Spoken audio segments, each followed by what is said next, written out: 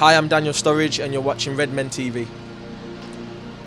So Roy Hodgson has resigned as England manager. No surprise, because England were absolutely pathetic once again at a major international tournament when the odds look to be stacked in their favour.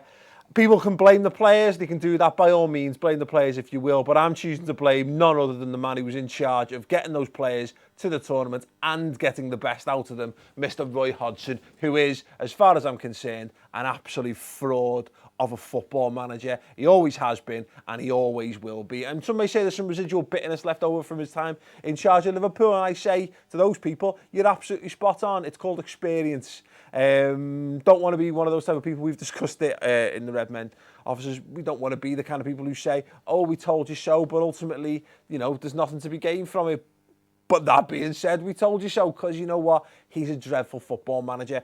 Some guys can take great players and they can make them more than that. Some guys can come from, you know, very mediocre backgrounds and just have something inside them that they can use to instill brilliance in other players. And England for years have lacked a manager who can take a group of players and make them better than the sum of their parts. And Roy Hodgson is the perfect example of that. He has a complete and utter inability to do that. And he's always been that case. Very good at getting decent sides into the top half of the Premier League and nothing more. He's bog standard at best. And the fact that he has the audacity, or had the audacity to use the Liverpool job, somehow in a positive sense on his CV. Oh, the Liverpool job. Yeah, you're at the Liverpool job because we were owned by bad dickheads, and you yourself are in fact a bad dickhead as a symptom of that.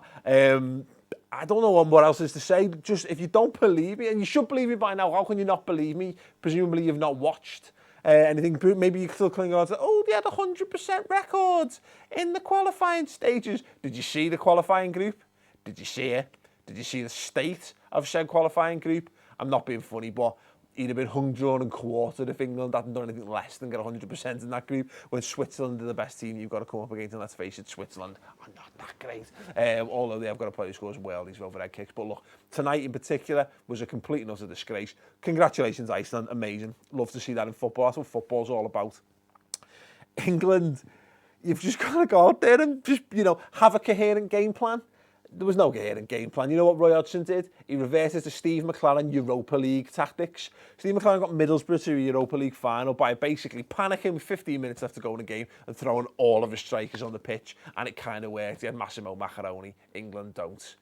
Apparently that's a bad thing. England have got so much talent at their disposal, and again, you could say, well, the players, you know, he puts the players out on the pitch. Yeah, but again, players will get you so far, but it's the combination of great motivation, the right tactics, and the right players.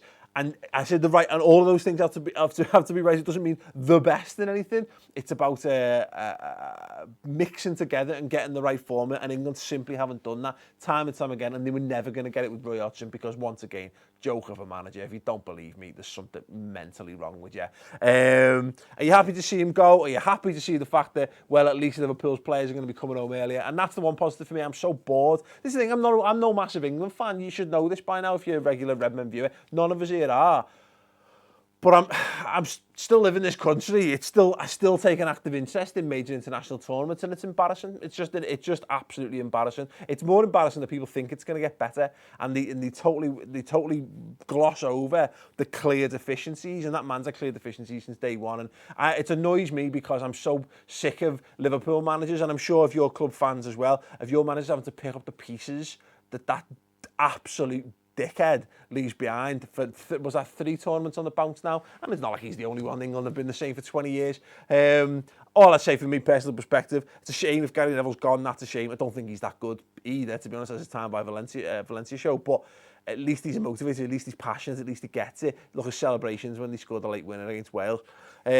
Ultimately, I don't really care, but I do care because I'm sick of seeing the Liverpool players ruined, and it's as simple as that. Anyway, thoughts below. Subscribe to Redmen TV, and we'll be back with actual, decent, club-related content tomorrow. Cheers.